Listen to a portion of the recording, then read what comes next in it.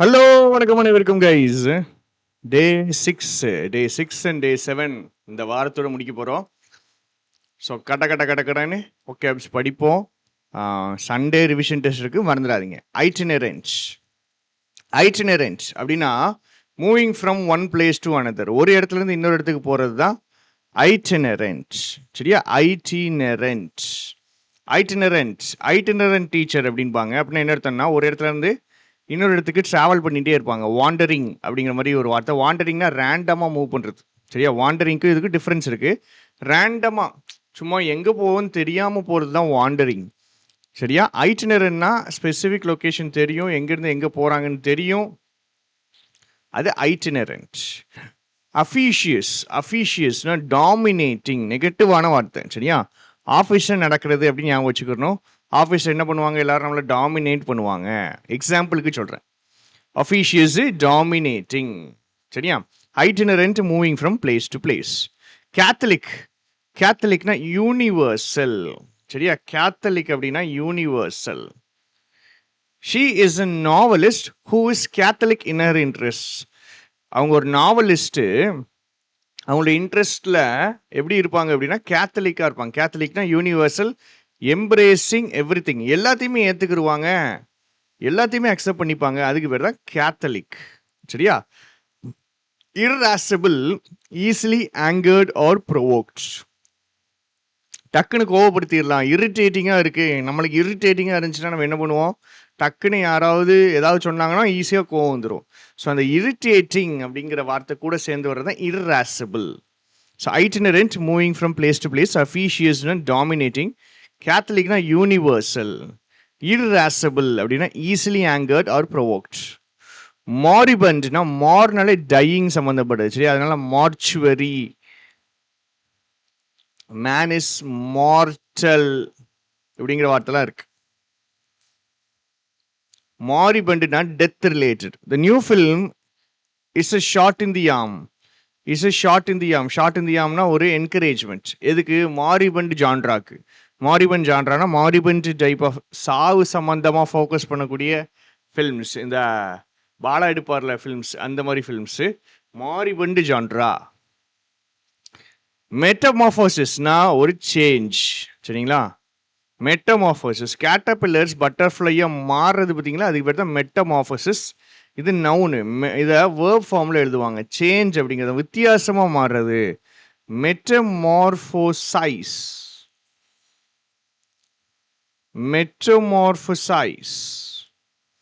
இது verb metamorphosize. So itinerant moving from place to place. Officious na dominating. Catholic na universal and embracing everything. Irascible அப்படின்னா easily angered, ஈஸியா கோவம் வந்துடும். Moribund na death related.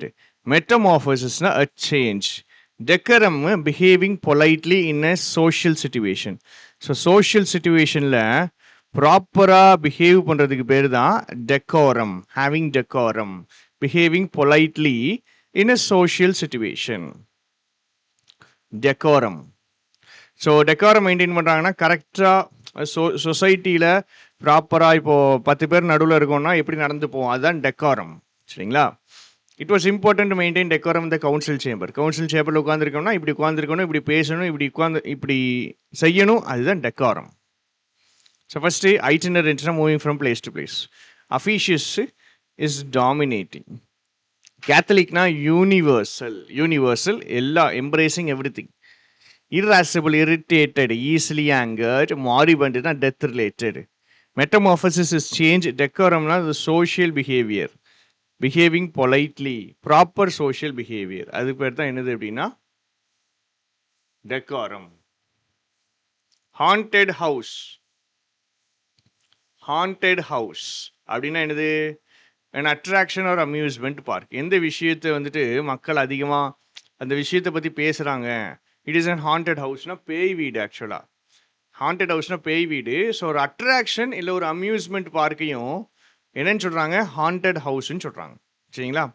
So haunted ஹவுஸ்ன்னு சொல்கிறாங்கன்னா எதை பற்றி மக்கள் பேசுகிறாங்களோ, எங்கே வந்துட்டு எது ஒரு அட்ராக்ஷனாக இருக்கோ, அதுதான் ஹாண்டட் ஹவுஸ்.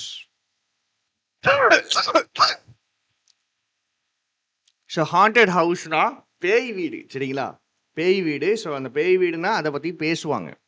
ஸோ அது ஒரு அட்ராக்ஷனாக இருக்கும். போக மாட்டாங்க, பட் அது ஸ்டில் ஒரு அட்ராக்ஷனாக இருக்கும். ஐயோ அங்கே போனால் இப்படி இருக்கும் அப்படிங்கிற ஒரு அட்ராக்ஷன்.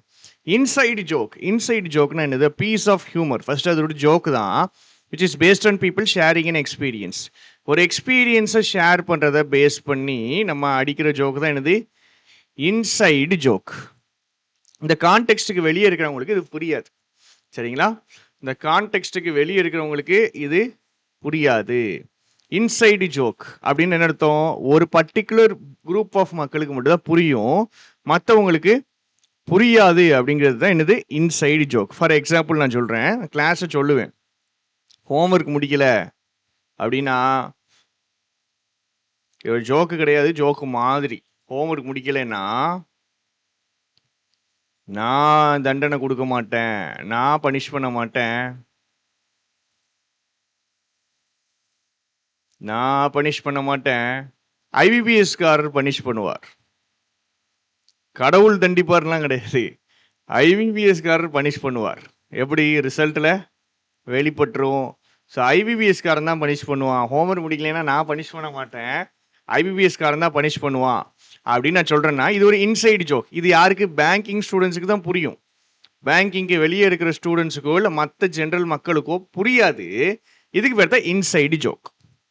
ஸோ நம்ம எல்லாருக்குமே ஐபிபிஎஸ்னால் என்னது, அதை பற்றின ஒரு எக்ஸ்பீரியன்ஸ் இருக்குது. நமக்கு மட்டும்தான் இந்த ஜோக்கு புரியும், மற்றவங்களுக்கு புரியாது. ஒரு இன்சைடு ஜோக். ஹைரிங் ஃப்ரீஸ்னா மக்களை வேலைக்கு எடுக்கிறத நிப்பாட்டிட்டாங்க. அதான் ஹையரிங் ஃப்ரீஸ். ஃப்ரீஸ்னா ஸ்டாப் பண்ணிட்டாங்க, ஹையரிங்னா வேலைக்கு எடுக்கிறது ஸ்டாப் பண்ணிட்டாங்க. So haunted house, inside joke and hiring freeze. First வார்த்தை itinerant, moving from place to place. Officious to dominating. Catholic na universal. Irascible na irritating. Moribund na dying. Metamorphosis change. Decorum na proper social behavior. Haunted house na பேய் வீடு. Inside joke, a piece of humor which is based on people sharing an experience. Hiring freeze na stop பண்ணிட்டாங்க. Business practice intent to reduce costs by not employing any. புதுசாக ஆள் எடுக்கலை. அடுத்தது